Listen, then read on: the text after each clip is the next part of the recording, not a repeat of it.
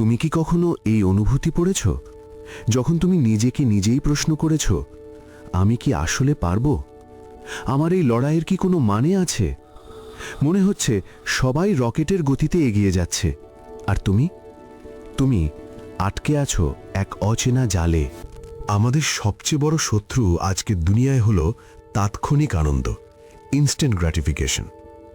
আমরা এখন এমন এক সময় বাস করছি যেখানে 10 সেকেন্ডের একটা ভিডিও তোমাকে নিরাশ করতে পারে, আবার 1 মিনিটের একটা গেম তোমাকে হিরো বানিয়ে দিতে পারে।